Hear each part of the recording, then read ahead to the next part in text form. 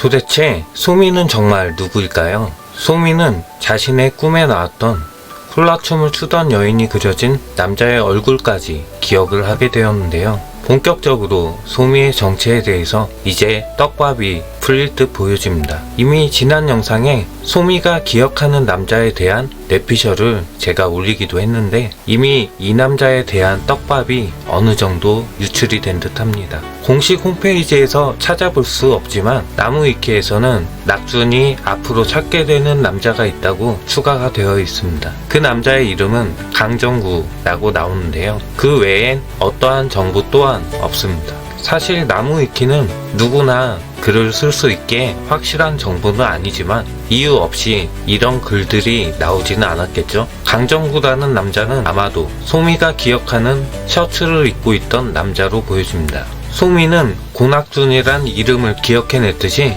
강정구라는 남자의 이름을 기억해낸 듯 하는데요. 낙준은 딱 이번만이라고 이야기를 하고 소미를 지상에 데리고 왔던 만큼 소미의 기억의 단서가 될 그 남자를 소미를 대신해서 낙준이 찾아 나서게 되는 이야기로 보여집니다. 셔츠를 입고 있었던 그 남자의 배경을 보시면 어떤 문이 나오고 있는데요. 이런 문짝의 형태는 상당히 흔하긴 하지만 1화에 나오는 해숙이 돈을 받으러 갔었던 어느 아파트의 문과도 거의 비슷해 보입니다. 어쩌면 소미는 해숙이 자주 지나가던 아파트에 기억 속의 남자와 소미가 살고 있었거나 그 남자의 과거의 모습을 기억했던 것일 수도 있겠습니다. 또 많은 분들이 예측하듯이 낙준의 사고와 어떤 연관이 있을 수도 있겠죠. 제가 지난 영상에 소개했듯이 1화에 나왔던 일수일은 해숙에게 배우고자 해숙이 시장에 있는 걸 자주 봤다는 아줌마 기억하시나요? 해숙을 찾아와서 일수를 배우려고 했던 이 아줌마의 남편이 바로 소미가 기억하는 이 남자는 아닐까요? 그리고 소미는 이 남자의 딸은 아닐까 싶은데요. 과연 어떨지 궁금한 상황입니다. 그런데 지금까지 드라마를 보고 또 보다 보니 근본적으로 소미가 낙준에게 찾아온 상황 그리고 해숙에게 벌어지는 그 모든 일들은 아무리 봐도 센터장의 계획처럼 자꾸 보여지는 상황인데요. 다음주 예고편에도 결정적인 증거를 발견했습니다. 좋아요 한번 눌러주시고 바로 시작하겠습니다. 지난주에 해숙은 센터장에게 찾아와서 남편의 정직을 풀어달라고 이야기를 하는 장면이 나왔습니다. 센터장은 해숙에게 자신과 별로 친하지 않은 염라에게 낙준을 다시 천국으로 보내기 위해 부탁을 했다고 이야기를 했습니다. 그런데 염라대왕에게 어떤 부탁을 했던 걸까요? 단순히 염라대왕은 낙준에게 뛰어들 수 있다면 지옥불에 뛰어들어 보라고 이야기를 한 것처럼 보여지는데 말이죠. 사실은 센터장은 낙준이 자신의 와이프를 구하기 위해 지옥불에 뛰어들 것을 알고 있었던 것으로 보여집니다. 그래서 염라에게 부탁을 했던 것이죠. 천국에서 한 남자가 찾아가면 지옥불에 뛰어들면 천국으로 보내주겠다고 말하라고 말이죠. 물론 처음부터 천국인이 지옥불에 뛰어들었다면 천국으로 가는 설정일 수도 있겠지만 애초에 이런 부탁을 했기에 그런 제안을 염라대왕이 낙준에게 했던 것으로 보여집니다. 그럼 또 이런 생각이 들게 됩니다. 처음부터 낙준이 지옥에 갈 것을 알았다면 왜 낙준을 그대로 두었고 해숙은 왜 지옥에 가게 했을까요? 생각해보시면 유난히도 해숙에게 가혹한 천국의 포도알이었습니다. 해숙처럼 혼잣말로 욕을 하는 모습은 다른 사람들도 있었는데 말이죠. 해숙을 지옥에 보내야만 했던 이유가 있었기 때문입니다. 해숙이 지옥에 가야 했던 이유는 해숙이 그리워하는 지옥에 있는 영애를 만나고 천국으로 데려오게 하기 위한 센터장의 계획처럼 느껴집니다. 그래서 처음부터 포도알로 해숙이 지옥에 가야 할 명분을 만들었던 것으로 보여지는데요. 그래서 해숙이 지옥에 가고 나서 낙준이 지옥으로 찾아갈 것을 알고 있었기에 미리 염라대왕에게 이야기를 했던 센터장으로 보여집니다. 이것뿐만이 아닙니다. 소미가 와이셔츠를 입은 남자의 그림을 꿈속에서 보게 만든 것도 센터장으로 보여지는데요. 해숙과 영애가 천국에 무사히 돌아오게 되었고 다음날 낙준은 정직 처분을 받게 되었습니다. 생각해보시면 상당히 이상합니다. 천국에 돌아온 낙준이 센터장을 찾아가서 정직을 풀어달라고 이야기를 했을 땐 안 된다는 듯이 이야기를 했는데 해숙이 센터장을 찾아간 뒤에 곧바로 낙준을 정직에서 풀어준 것을 알 수가 있는데요. 이렇게 금방 풀어줄 거면 애초에 정직을 시킨 것이 이상하지 않으신가요? 센터장이 낙준을 정직시켰던 이유는 바로 태블릿을 해숙에게 전달하기 위해서였던 것 같습니다. 해숙은 남편의 정직을 풀어달라고 부탁을 하러 센터장을 찾아갔는데, 센터장은 천국에서는 과거의 선행들이 돈으로 활용이 된다면서 그 돈을 찾을 방법을 알려주면서 태블릿을 건네주었습니다. 처음부터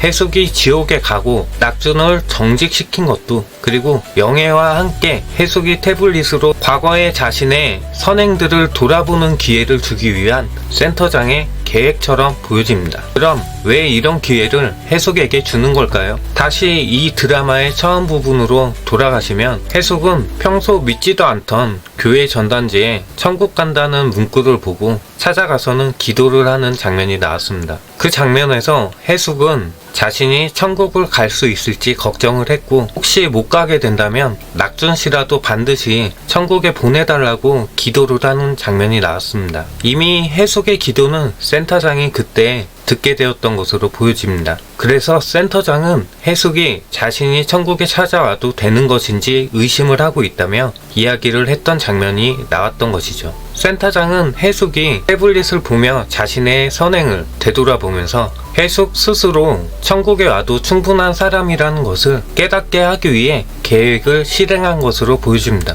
센터장은 드라마에서 그림을 그려서 사람들의 꿈속에 메시지를 전달하는 모습이 등장을 하기도 했는데요. 소미에게도 마찬가지로 꿈을 보냈을 수도 있겠다는 장면이기도 했습니다. 소미는 다시 복직이 된 낙준을 따라 지상으로 내려가는데요.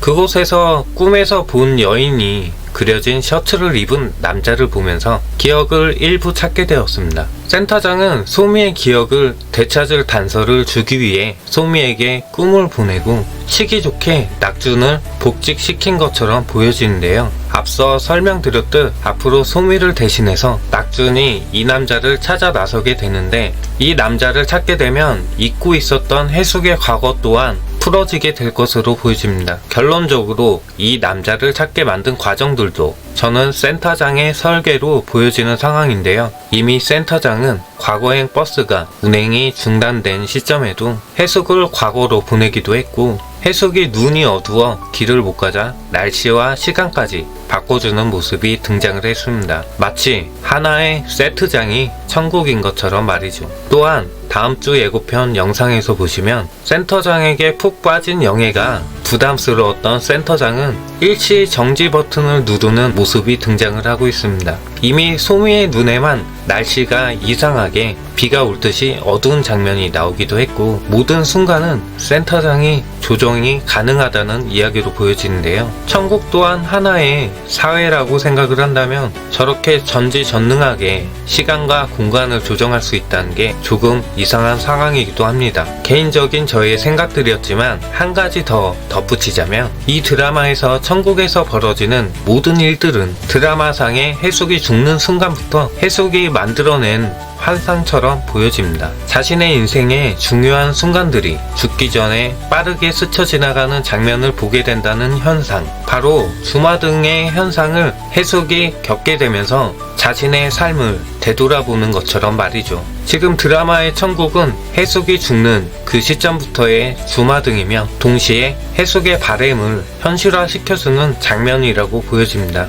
생각해보시면 처음부터 두 다리가 멀쩡한 낙준의 모습을 보고 싶었고, 뜰에는 상추를 심고 예쁜 집에서 낙준과 천국에서 살기를 원했던 그녀의 소원이 현실화된 것이죠. 소미나 교회 목사 역시 해숙의 생전의 선행을 해숙이 다시금 느끼게 해주는 장치인 것처럼 보여지는데요. 교회의 목사는 해숙의 아이였을 수도, 아니면 해숙이 보육원에 봉사활동으로 밥을 주었던 꼬마 중 하나였을 수도 있겠지만, 해숙이 바라는 소망 중 하나라고 보여집니다. 센터장이 모든 것을 계획을 했지만 그 센터장을 만들어낸 것 해숙 본인처럼 느껴지는데 말이죠. 이 모든 것은 해숙이 죽어가면서 겪는 환상이면서 해숙이 만들어낸 공간처럼 보여집니다. 다음은 드라마 프로그램 정보의 제작 의도인데요. 태어난 모든 이에게 공평하게 주어지는 죽음. 우리는 죽음의 이야기를 다루면서 거꾸로 삶을 예습해 보고자 한다고 써 있습니다. 여기서 펼쳐지는 천국, 지옥, 그리고 사후세계 그 어딘가의 모습을 통해 지금 쉴 새 없이 굴러가는 이 현생의 삶을 잠깐 돌아볼 수 있는 기회가, 그리고 그 삶을 구성하고 있는 그 모든 인연들에 대해 생각해 볼 수 있는 시간이 모두에게 주어지길 바란다고 설명을 하고 있습니다. 결국 해속의 인연들을 되돌아보는 모습을 보여주며 우리가 잊고 있었던 인연들을 다시 한번 되돌아보길 바라는 것이 기획 의도처럼 느껴지는데요. 과연 앞으로 어떤 식으로 우리에게 감동을 선사하게 될지 궁금하네요. 지금까지 저의 하나의 가설이었습니다. 오늘 이야기는 여기서 마치겠습니다. 재미있게 보셨다면 좋아요 한 번만 부탁드리겠습니다. 시청해주셔서 정말 감사합니다.